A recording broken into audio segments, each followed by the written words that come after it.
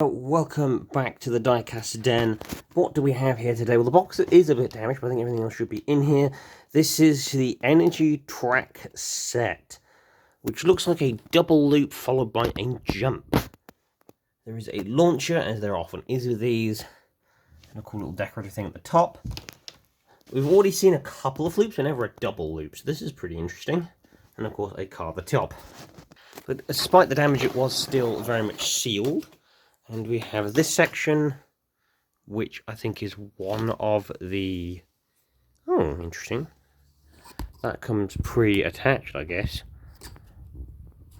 Interesting. I guess it would be hard to put in otherwise. So you have the top one bit of the loop.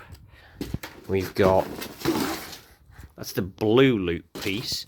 Assumedly, you've got to bend this a bit to get the loop done. Again, it's also bespoke like that. It's a little smaller.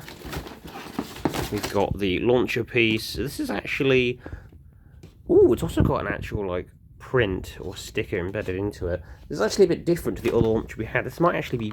This is similar to other launchers we've gotten, but not the same as the other launcher we had. Yeah, they've kind of gone backward and forward, the launcher designs. I've always preferred this type. It's a bit easier to... Because it locks, you see. It locks a lot better, I think, than the one from the previous set, the Rally set that we had. Rally, you know, the other one. The kicker loop set, as it would be more appropriately named. We've got... That's the ramp piece. Looks... In that it looks golden. Here it looks more sort of just piece yellow. Or fire yellow, I guess. We've got the top section with our little Hot Wheels logo on it. Should hold things together. Okay, again, and that looked almost transparent in the picture, and here it's just yellow, so that's a bit disappointing. Then we've got this, which also has a weird... I don't know if that comes through properly. Oh, that's just the bit on the... I thought it had an arrow facing, but that's actually just the warning or type of plastic logo on it. But quite a banked piece of track. So this is different to a normal piece of track. This has actually got slightly taller walls, which is interesting. And it's also got that kind of style of connector rather than the newer one. Seems to me like this is a relatively, because this is the Let's Race stuff, so this is a relatively new type of track. Whether they've gone back now to this type of track rather than the hole in the middle stuff, or whether this is just because it's a track set, I don't know.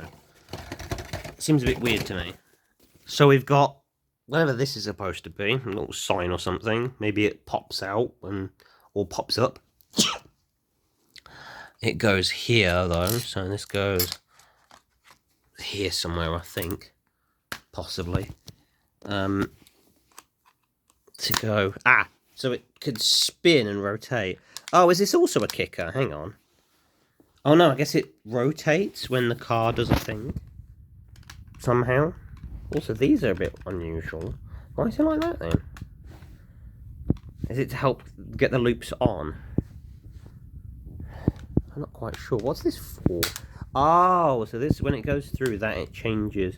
Oh, does it activate the... Oh, this is a kicker. This is a kicker. It's a type of kicker. Ow! Ow, don't do that. Don't do that. That's a type of kicker. That's what that is. And there's a key type kicker. Okay. Interesting. Right, let's get this set up then. Actually, first, we've got a car to look at. So the car from this set is a white carbonic. I don't know why it's called carbonic, but it is. And it's got this Durawatt Racing number 3 thing on it. So there's another, I guess, like Track Aces style of car. Probably. It's probably considered a Track Ace. I do like this combination sort of purple and orange wheel, though. It feels like the similar that they would have on some of the Halloween-looking ones. But a nice colour scheme. It's goose-coded. It's a goose-coded car. Orange and white. Anyway. 2014 casting. So, that should be that. Right, let's get building. And there we have it. That's the initial setup, which is pretty cool. I like how concisely contained this is for being 2 loops. That's like a pretty cool end cap thing. It would be nice if I could connect more track pieces to this end here. Possibly like down below, because some Hot Wheels tracks do that, where they have like a loop connected to more track. Particularly in the earlier track builder style system, you had like a loop where the race continued, which would be nice. Anyway, let's go with a field test into our array of stuff over there with my guitar that I still haven't learned how to play. Right, 3, 2, 1, go. That was really quick. Maybe I should learn how to do slow-mo editing, because that, I could do the next replay on that, maybe. I like how much easier the kicker is to replace on, to reset on that one compared to the other loops kicker as well. There we go. If it's not quite so fast, it tends to be a bit better. Right. You can tell how this is a track ace type car as well, because of how well it does on this track. Right. That's the absolute... Oh, beans. Yeah, I need to reset the thing. Would be a good idea to remember that. Alright, let's reset it. Let's have it on the lowest setting, okay? Ooh, okay, so it doesn't quite like the lowest setting. Let's give it one last try on that.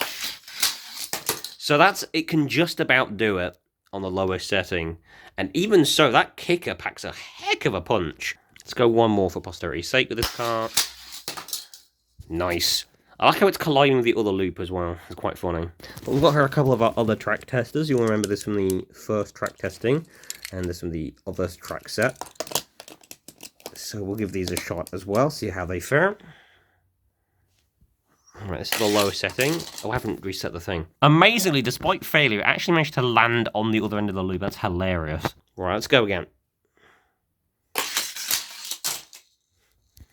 I don't know where that one's gone. Our track tester has collided with something and it hasn't bounced back yet. So the only thing with these types of like tracks that have a ramp at the end is the car just goes somewhere and doesn't wind up coming back, colliding with a wall. Yep, I need to reset it. So now it is High Voltage's turn. That's a very satisfying thwack. I like that. Right. I think this is a pretty successful track piece. We will likely be integrating this into the final big setup, which will be a total of 4 loops.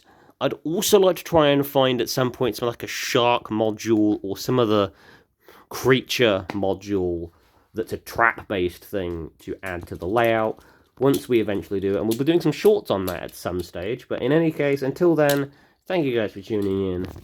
Welcome, Carbonic, to our team of tame track testing race drivers, and we'll see you guys in the next video. Until next time, I'll see you guys soon, and bye-bye for now. Don't forget to tune in, comment, like, and subscribe, and we'll see you soon. Except he won't, because he's dead.